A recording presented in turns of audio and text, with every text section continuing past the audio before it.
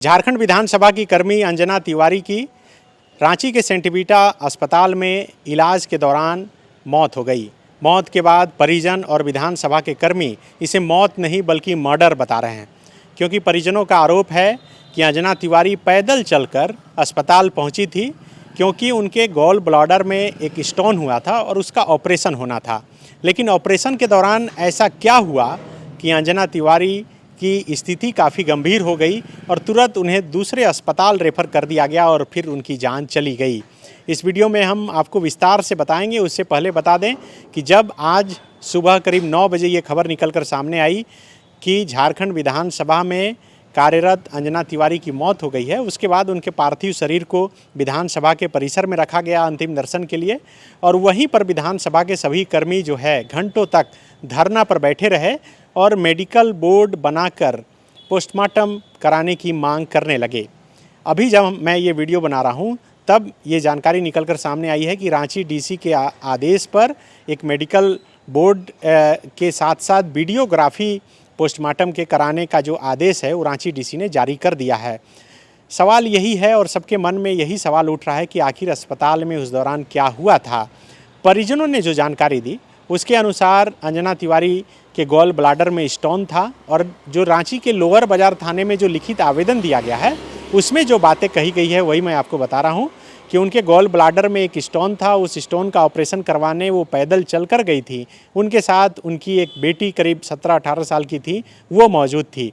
अंजना तिवारी के पति भी विधानसभा के कर्मी थे, लेकिन कोरोना काल के दौरान उनका निधन हुआ था और अनुकंपा के आधार पर अंजना तिवारी को वहाँ पर नौकरी मिली थी। अब परिवार में सिर्फ एक बच्ची बची है और यही वजह है कि हर किसी की आंखें जब विधानसभा परिसर में उनका पार्थिव शरीर पहुंचा तो नम हो गया। दरअसल सिर्फ गॉल ब्लैडर में स्टोन था और उसका ऑपरेशन होना था। आज के दिन में ये बहुत ही साधारण सी बात है, लेकिन इस ऑपरेशन के दौरान आखिर ऐसा क्या हो गया? जो जानकारी है और जो जानकारी आवेदन जो थाने में दिया गया है और परिजन जो बता रहे हैं उसमें यही लिखा गया है कि डॉक्टर राजेश कुमार मारू के द्वारा गॉल ब्लैडर का स्टोन का ऑपरेशन किया गया और ऑपरेशन के दौरान ही आर्टरी में पंचर हो गया। मतलब आर्टरी में जो है कहीं कट हो गया और उसके बाद लगातार काफ़ी ब्लीडिंग होने लगा और वो ब्लीडिंग रुक नहीं रहा था, और उसके बाद 6 यूनिट ठंडा कोल्ड ब्लड उन्हें चढ़ा दिया गया और 2 यूनिट प्लाज्मा भी चढ़ा दिया गया। जो जानकारी परिजनों ने दी उसके अनुसार जब ओटी में ऑपरेशन चल रहा था और उसके बाद अचानक से अंदर से चिल्लाने की भी आवाज़ आने लगी और जो डॉक्टर ऑपरेशन कर रहे थे 1-2 मिनट बाद वहाँ से दौड़कर फरार भी हो गए। इसलिए परिजन ये मांग कर रहे हैं कि जब इस मामले की जांच हो चुकी, मामला थाने में लिख कर दिया गया है, एफआईआर होगा इस मामले में, तो उस समय का सीसीटीवी फुटेज भी निकाल कर देखना चाहिए कि आखिर हॉस्पिटल में क्या कुछ चल रहा था। क्योंकि वहाँ पर जो उनकी बेटी जो बच्ची मौजूद थी वो बता रही हैं कि काफ़ी सभी लोग परेशान हो गए कि ऑपरेशन के दौरान शायद कुछ बहुत बड़ा मिस्टेक इनसे गलती हो गई, और हॉस्पिटल के जो एसी हैं वो भी बंद कर दिए गए। उसके बाद किसी तरह कंबल से ढककर उन्हें गर्मी देने की कोशिश की गई, लेकिन जब कुछ उसमें नहीं सक पाए और उसके बाद उन्हें दूसरे हॉस्पिटल में ट्रांसफ़र कर दिया गया, जहां पर उन्हें मृत घोषित कर दिया गया। परिजन मांग करते हैं कि जो भी दोषी है इस मामले में, जो एक तरीके से इलाज के नाम पर एक मर्डर किया गया है, उन पर कार्रवाई होनी चाहिए। सभी विधानसभा के कर्मियों में एक गुस्सा देखने को मिला आज जब विधानसभा परिसर में पार्थिव शरीर पहुंचा।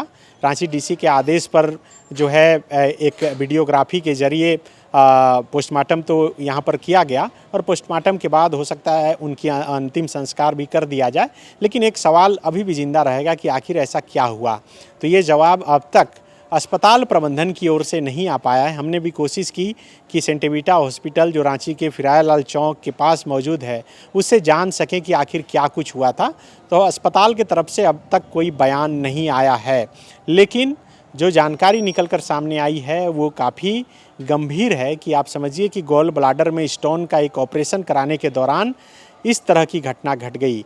आप बयान में उनकी बेटी और उनके भाई का भी बयान सुन सकते हैं, और जब विधानसभा परिसर में उनका पार्थिव शरीर पहुंचा था तब रांची के विधायक और पूर्व विधानसभा अध्यक्ष पूर्व मंत्री सीपी सिंह भी वहां पर पहुंचे थे। उन्होंने भी कुछ कहा है। हटिया के डीएसपी मौके पर पहुंचे थे और उन्होंने बताया कि परिजनों का आरोप है, उन्होंने लिखित आवेदन दिया है, तो पुलिस इस मामले की जांच करेगी। फिलहाल जो है पोस्टमार्टम के लिए भेज दिया गया है।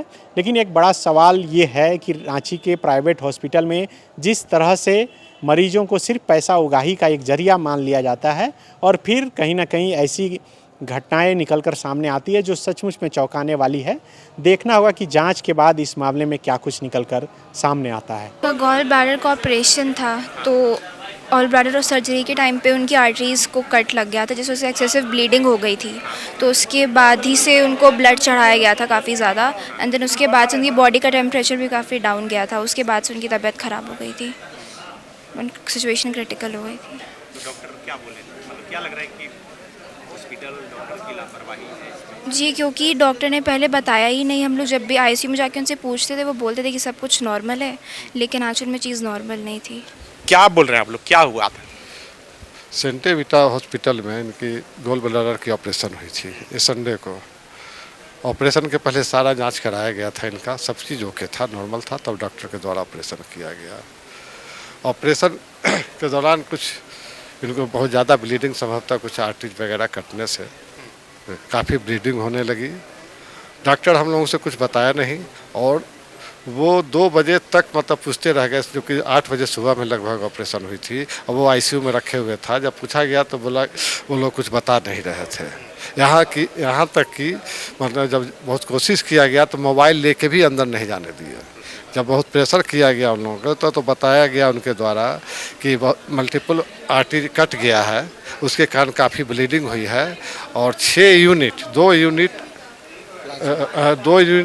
ब्लड, 4 यूनिट ब्लड और 2 यूनिट प्लाज्मा 2-3 घंटा के अंदर उनको चढ़ा दिया गया और पूरा ठंडा, उससे इनका शरीर काफ़ी ठंड हो गई और फिर भी वो लोग टाल मटोल करते रहे। अंत में वो 10 बजे रात में मेडिका हॉस्पिटल के लिए हमको बोले जो वहाँ ले जाइए।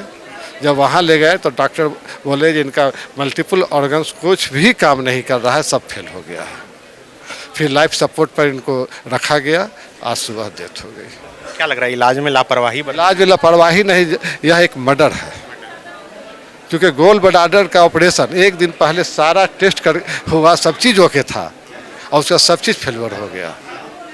मतलब कि जो यहाँ पे हम लोग जब मेडिका हॉस्पिटल में जब आया था ना, तब का रिपोर्ट और उसके पहले के रिपोर्ट में हेल एंड हेवन का डिफरेंस था। जो यहाँ के मेडिका के जो डॉक्टर बता रहे थे उस समय बहुत स्थिति बहुत नाजुक हो चुकी थी। मतलब उनके मैंने पूरी तरह से ऐसा लग रहा था कि जैसे पल्स नहीं मिल रहा है, तो बोल रहे हैं बीपी नहीं मिल रहा है। इस स्थिति में हम लोगों को मतलब वहाँ हम लोग को मिला वो। उसके बाद मेडिका ने बहुत ट्राई किया, लेकिन जो स्थिति में लाया गया था वहाँ, वो स्थिति बिल्कुल ख़त्म हो चुकी थी। आप लोग अभी क्या मांग कर रहे हैं? हम लोग कह रहे हैं जिसकी मेडिकल जांच होनी चाहिए और संबंधित पर जो नियमानुसार कार्रवाई है वो होनी चाहिए। जब वो ऑपरेशन करने में जब आर्टरीज वगैरह कट गया, ओवर ब्लीडिंग होने लगी, तो हम लोग को बताना चाहिए। तो वो लोग हम लोग कुछ नहीं बताए और अपना गलती का लिपा पोता करने के लिए 2-2.5 घंटा में 6 यूनिट ब्लड चढ़ा दी। एक कर्मी जो है विधानसभा में काम करती थी, महिला कर्मी, उनकी जो है वो मृत्यु हो गई है। यहाँ जो उनके जो परिजन हैं उनका आरोप है कि जो है वो सही ढंग से इलाज नहीं किया गया है, इस वजह से सेंटाविटा में उसी अभी पोस्टमार्टम के लिए जो है ये लोग तैयार हो गए हैं, पहले तैयार नहीं थे, तो हम लोग अभी पोस्टमार्टम के लिए भेज रहे हैं। एक बोर्ड गठित होगा, इसका डॉक्टरों का बोर्ड गठित होगा रिम्स में और उसी आधार पर जो पोस्टमार्टम होगा, उनका जो रिपोर्ट आएगा तो उससे स्पष्ट हो जाएगा कि इसमें गलती किसकी है। अभी इन लोगों ने लिख के दिया है, पोस्टमार्टम रिपोर्ट के बाद जो है आने के बाद अगर उसमें कोई लापरवाही पाई जाती है तो 100% जो है उस पर कार्रवाई की जाएगी। गोल, जहां 27 वर्षों के सफर में 17,000 से भी अधिक छात्रों ने डॉक्टर एवं इंजीनियर बनकर भरे सफलता की ऊंची उड़ान, जहां साधारण छात्र भी झारखंड टॉपर्स बनकर बना रहे इतिहास। दूरदर्शी शिक्षाविद श्री विपिन सिंह के मार्गदर्शन में मेडिकल एवं इंजीनियरिंग के लाखों छात्रों के लिए आशा की किरण के रूप में गोल, नेशंस लीडिंग इंस्टीट्यूट। प्रॉब्लम हो गया और सडनली हो गया, अचानक हो गया। तो Jeevan Jyoti super specialist hospital में एडमिट करके इनका एंजियोग्राफी कराया। एंजियोग्राफी करने के बाद वो अपना रिपोर्ट दिया कि इनका 95% प्लस ब्लॉकेज, स्टेंट से काम नहीं चलेगा, इनको बाईपास करना ही पड़ेगा। कबीर हर्ब है। जब यहाँ पहुँचे फर्स्ट टाइम में इनको दिखाया तो माशाल्लाह रिपोर्ट बहुत बढ़िया है। 1 सप्ताह अंग्रेजी दवा चलाना है, उसके बाद दवाई बंद कर देना है।